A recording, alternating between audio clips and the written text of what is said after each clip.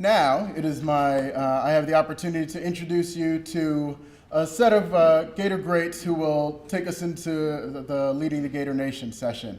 Part of our goal is to bring you all, Gators who understand the need to make it happen. Over the weekend, we'll be meeting people who have made things happen or are currently in the process of making things happen. So our next speaker is one of those Gators. A 1995 and 97 graduate of the University of Florida, Amanda Butler is a former point guard, although if you're a point guard, I don't know if you're ever a former point guard. You just kind of always are. And three-time academic All-American who led the Gators to their first two NCAA tournament appearances in program history. Amanda returned to UF in 2007 to serve as women's basketball head coach. The 2012-13 team was her sixth of 6 teams to earn a postseason berth.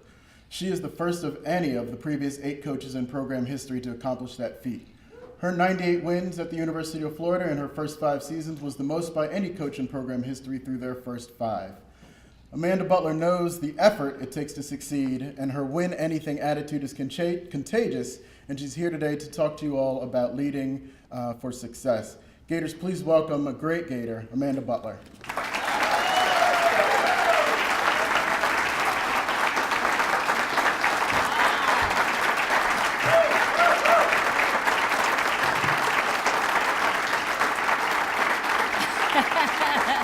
Thanks, y'all. I'm going to tell you what, I need to come every day and see you and get that sort of motivation. For that, I'm going to throw one of these out, so if you can't catch, duck, all right? So it's coming. There it is. Attaboy, Bing. Good deal. Where's Raul? I don't run ahead of schedule, okay? So if I look like I just ran from the complex, I did. That's true. But it's fantastic to be here with you guys today and just share a few thoughts, some things that hopefully will help you guys get focused and maybe see some of those transferable things that we have from our world as it goes into your world and hopefully find beneficial. But the very first thing that I want to do is just thank you. I mean, I really, from the bottom of my heart, that fantastic being brought on stage that way, thank you for that, no question. But just thank you for the things that you do. The way that you lead, your investment in my university is very, very personal to me. It's something I never take for granted, and I know that all you guys feel the same way that I do. And so when I have an opportunity to talk to a group of people who are like me, and by that I mean passionate about the University of Florida, never going to say no. And you may have to kick me off the stage. Like you guys were cheering a minute ago, probably another 15 minutes, but all right, that's enough. We got stuff to do. So I just want to thank you for that. The other thing that I want to do is make an assumption, all right? And you guys know sometimes what happens when you make an assumption, right? Your mama used to say that to you. Mine did. I'm not going to say that, but I am going to make an assumption, and I think it's a safe assumption. I got the opportunity, as Scott said, the pleasure, honor, blessing of being a Gator and playing here. I learned throughout that experience, and now as the head coach of the Gators and dealing with people like Jeremy Foley and Bernie Machen and Phil Farr and all the other people who are leaders in my world, we are constantly reminded of the excellence that the Gator Nation represents, what a Gatorhead means to people. People like Nike, who also represent excellence in a whole nother way. So the assumption that I'm making is the same one that I make whenever I'm hiring someone, when I'm recruiting someone to join our team. We're trying to get the best. We're trying to get the best point guard. We're trying to hire the best video coordinator. We want the best athletic trainer, whatever it is. We are always chasing whoever is number one to join our family whenever we're growing our family. So the assumption that I'm making is that you guys are also the best at what you do, that you are the elite at leading Gator clubs, that you are the elite in terms of alumni, board activities, that this is a room full of excellence. And so I hope that I am safe in making that assumption. Is that true? Do we got a whole, okay, all right. Just wanted to make sure that we were clear on that. I was really, really flattered when Scott asked me to teach, and he's a fantastic friend, and supporter of our program that I've had the pleasure of getting to know. But when we started talking the other day, because I really wanted to know more about what you guys were doing. I know what a Gator Club is. Obviously, I'm a member of the Alumni Association. I know what that means, but what are y'all doing really? What's happening here? And the reason why is because we use you. I'm not just, a person who has attended Gator Club meetings or stands up and now gets a chance to speak to Gator Clubs or has opportunities to engage with other alums. We use Gator Clubs in recruiting, all right, all of the time. And so I want to tell you this for two reasons. The first reason, though, is the most important. You're doing good and important work. And please know that does not go unnoticed or underappreciated, especially by people like me, because we use you as some of our most unique recruiting material. We're recruiting someone in Minnesota, we're going to tell her about the Tri-Cities Gator Club. We're recruiting someone out of Nashville or that surrounding area, which you probably can already tell is where this accent came from. Then we're going to let them know about the Music City Gator Club. And we're always talking about our alumni networks and the power that exists in those Gator Clubs, in those alumni groups, because Gator Nation, that's what it is. I love that saying that people say that, the University of Florida is in Gainesville, but Gator Nation is everywhere. You guys make that true. So you're doing good and important work, and I appreciate it. My assistant coaches appreciate it. The other coaches that I get the pleasure of calling peers appreciate it. The other thing is to make you really aware of something that we're aware of, acutely in our world, and that is that you're competing. Now some of the things that you're competing with, You're competing with where people are going to spend their money. Is that true? Does that happen in your world? Is that a concern? You're competing where people are going to invest their time, I would assume. Can we have this event going on? Can we count on you to be there? That sort of a thing. I think you're really aware of that type of competition. But I wanted to let you guys know that piece about us and how we use some of those not as advertised aspects of Gator Nation in recruiting, because you're competing against other SEC schools or other regional schools whose names we don't ever speak around here. I don't know if they use their support groups in the same way, but we do. And we're proud of the work that you do. We think it strengthens the thing that we have to offer someone who may be someone that hopefully I get a chance to call a Gator sister at some point in my life when we're asking someone to join our team. So thank you for that. Appreciate the good work that you do, and know that no matter how small sometimes it may seem like the thing that you're doing or the event you're trying to organize or the money you're trying to raise or whatever it is, it may seem really, really small. It's not. It's not. You're having an impact on a level that you don't even know, or maybe you don't know, but now you do. Now you don't have that excuse anymore. Now you do, certainly. But it's important, and we really, really appreciate it. As you guys might imagine, we study teamwork and chemistry and, all the different intangibles, the words that I could throw out at you all the time. We're immersed in that. How do we build leadership? How do we cultivate loyalty and commitment and, and trust and that sort of thing? And I could give you a lot of different strategies that probably you've heard before, and I'm not going to do that. I am going to throw out a few things, though, that I think are really, really transferable from your world and our world and back. And again, these strategies and some of the things that I'm going to talk about, I don't think they're new, but hopefully they'll give you a little bit of a renewed way of looking at some of them, and maybe a different lens or different perspective of how these things work in our world and how I think they translate it back into your world. I had the opportunity to listen to a lady speak back in the spring. Her name was General Lori Reynolds. Has anyone ever heard of her? Well, she is the highest ranking female Marine. Okay, enough said. She's got credibility. Bam, right that, just like that. I was like, what do I do? Salute? I was like, oh gosh, So anyway, Gator Chomp wasn't gonna work with her necessarily. But anyways, she was addressing the Women's Basketball Coaches Association and was a keynote speaker and was fabulous. But she shared with us this idea that they have in the Marines, a motto, if you will, and it's something that we've adopted in our program that, again, I just wanted to share with you guys because I think it translates perfectly into what our mindset should be in Gator Nation. It was a quote, and she shared a lot of amazing things. She runs Paris Island, which I think is a training facility, really, really impressive. But The quote she shared with us, and I've been using it with my team all summer long because I love it, and I think it translates directly into how we think of ourselves as Gators, or if we don't, we should. The quote is, "You have to be different or you wouldn't be us." Isn't that good? You have to be different or you wouldn't be us.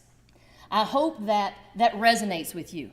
I hope that you hear that and you go, exactly.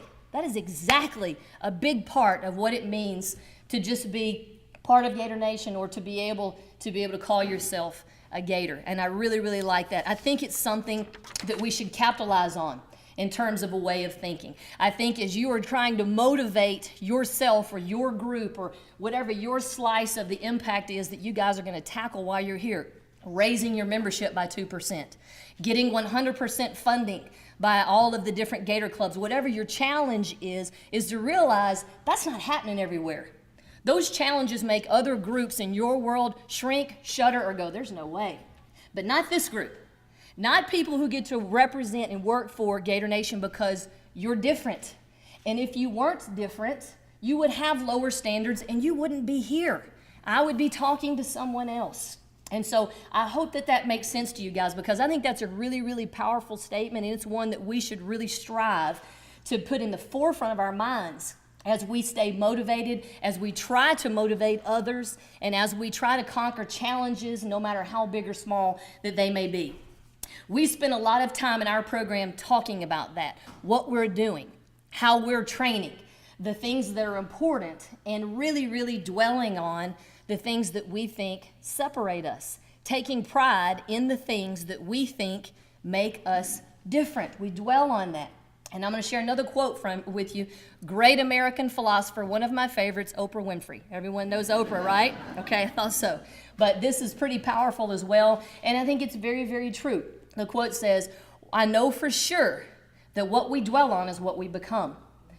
I know for sure that what we dwell on is what we... Now, that can go both ways, in a positive way or in a negative way. So we got to make sure we get control of our thoughts.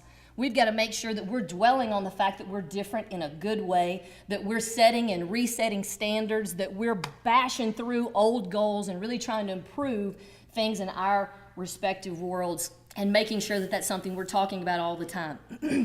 One of the other things that we spend a lot of time talking about in our program is the little things. Again, not a new concept, right? Everybody's heard that at some point. Attention to the little things. And I think sometimes, and let me just say, in our world, little thing is we're running sprints that you touch the line, that you don't cut it short. One of the things that we do, I don't even need this. One of the things that we do as well is we don't allow our kids in between sprints to put their hands on their knees, because that looks like you're tired. That looks like you're weak. That sends a message of something other than we're different from you. Not trying to say we're better than you, but we're different from you. You're going to get tired. We're not. We trained a whole lot harder than you. So we're going to exceed whatever the fatigue level that you have. Ours is past that. So we don't put our hands on our knees ever. We have journals that we bring to all our workouts. So a little thing might be, remember to bring your dadgum pen. But the little things matter. That's a hard one to conquer, I'll just tell you. I can't tell you how many pens we go through. But anyways, the little things, though, and attention to the little things, do those translate directly into winning? I don't know that they have a direct translation, but what I believe with all my heart and what I hope that my team is starting to see is an accumulation of those little things and how we handle them. The little things that we've been trusted with. You know what the little things are in your world. I don't know what they are. But I know that you have them, right? Am I correct? And again, making another assumption. There are little things, or things that in your mind you categorize as little things. Eventually, those little things accumulate and they become what? Big things, okay? Very good. And so I think, yeah, you guys are doing great. I appreciate that. I am also, know that you've got a very full agenda of things that aren't little things, of very big things. I threw out a few of them that I know that probably are going to be discussed, or things you're going to be challenged with. We got big things going on at our university, right? Trying to be in that top 10 ranking of public institutions. I mean, there's a lot of stuff that's going on that is big, big things. We've got to make sure that we're taking care of the little things in such a way, first of all, that our university deserves. And again, I think I said this very clearly and heartfelt at the beginning. This is my university. And so I think my university deserves the best. And I think most of you guys consider this your university as well. And so I hope that you have that idea as well, that your university deserves the best. But there's big, big things going on. We've got to handle the little things that we've been, and this is a big word, trusted with. We've been trusted with some little things. I told you what a few things are in my world that are huge, because does it matter whether we touch the line or not? Will we beat Tennessee if we hit every line? I don't know, but I do know that if hitting the line every single time we run a sprint, or being accountable for the person whose locker is next to mine and reminding her to get a dadgum pin every single time, adds to our culture. And we want to build a culture so that the stuff that we do every single day is a reflection of the standards that we have. And do those standards impact whether we're going to be able to whip Georgia or beat Vanderbilt or beat LSU or insert the name here? Absolutely. And so you've been trusted with little things. Your staffs, the people that you work with, you work for, or who work for you, have been trusted with little things. I think it's real easy sometimes to think that those little things are just that. Well, they're little things. They don't make a big deal. And I think it's really important to remember, this is what John Wooden said, the little things are vital. Again, I like that. I was not an English major, but I like words that really convey strength. They are vital. Little things make big things happen. We got big things on the agenda, right? We got big things coming up.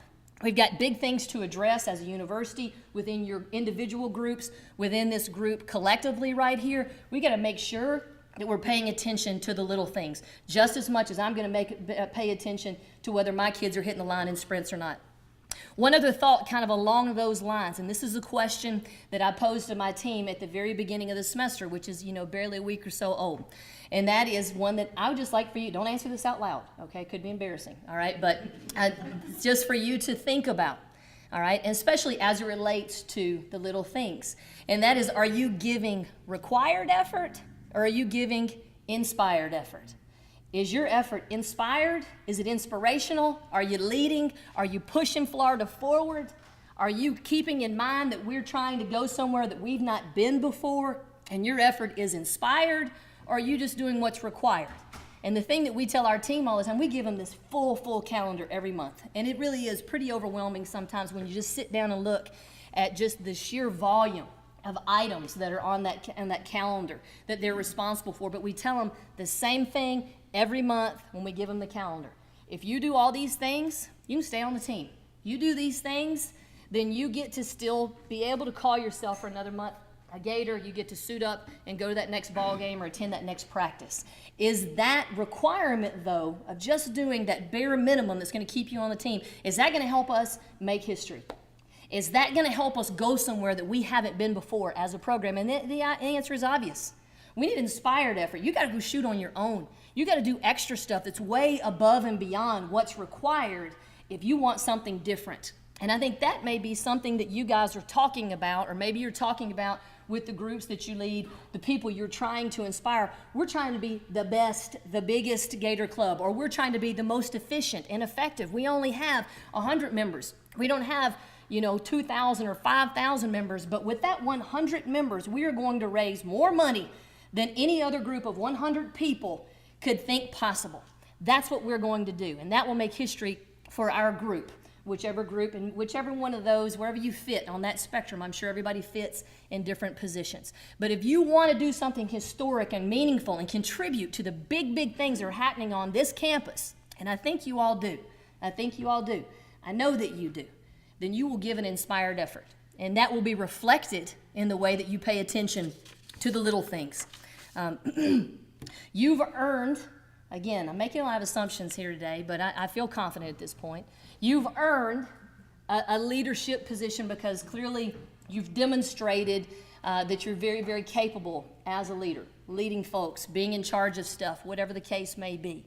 And that leadership, I hope, is going to be described by the way that you act and the actions that follow the way you lead, other than just the title or the position.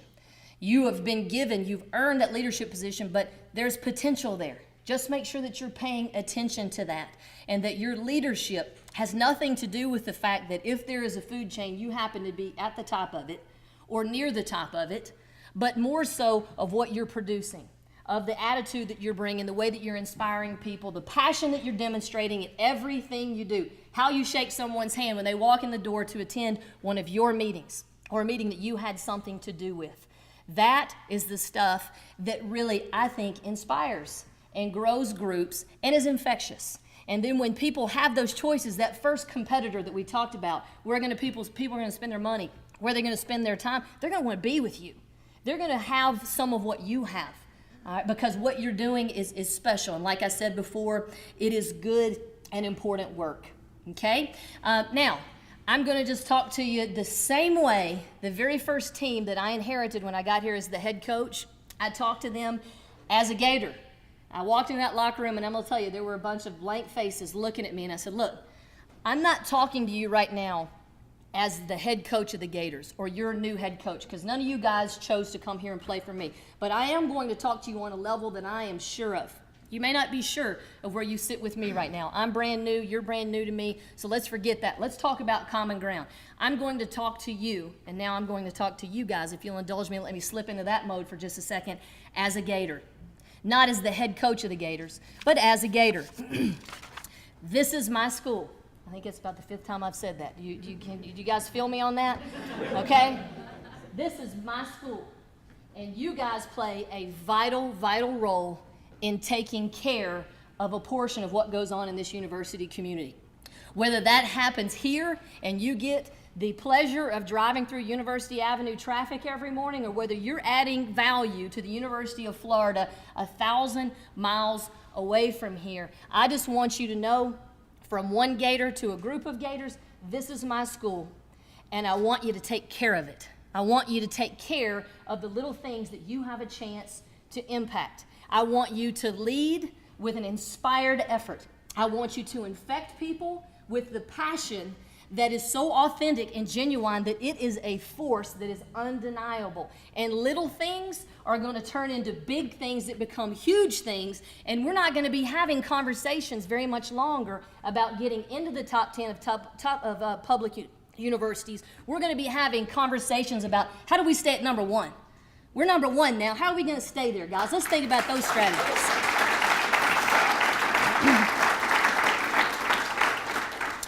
I love the titles, as I was talking to Scott and said, tell me exactly what's going on here, that sort of thing. And, the title, I think, of what you guys are calling your gathering, Leading the Gator Nation, is that right? Was one of the things that we're using. And then also Florida Forward. I love the titles and the things that the way those titles, what that represents, the messages that those titles infer.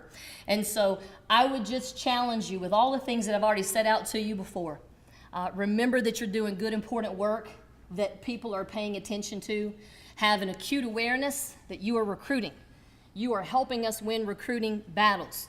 You are strengthening the Gator Nation in a way that we brag about like you would not believe, because there's no other network that works like, looks like, and is as powerful as ours. So believe that.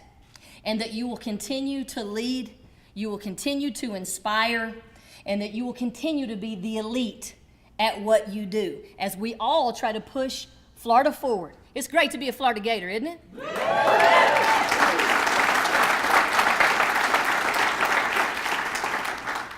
I would just challenge you one last thing. Use your gifts to make us better. One of the things that we've talked about with our team this summer is building us. That's what we've said we were doing all summer long. We are building us. If you follow me or any of my players on Twitter, and I'll give you my tweet handle here in just a minute because that's really important. But if we always do a pound, the hashtag sign, us, and that's what that means. We're building us. We also do a hashtag pound sign for TLC, and that stands for trust, loyalty, and commitment. We are building us as a team, and we are trying, as I mentioned to you earlier, to be the best. We're not trying to be near the top. We're not trying to crack the top 10. We are trying to be number one, and that's a very, very steep mountain to climb, but that is what our goal is, because we're Gators. We're Gators, and that means an excellence about us that is reflected in our expectations. And so I hope that you will use your gifts to make your individual groups, to make yourself, to make your impact felt. It has been a pleasure to be here with you guys today. I hope you have a lot of fun. Hope you're paying attention to the little things, and you know that we're going to continue to accomplish big, big things at this university. Go Gators!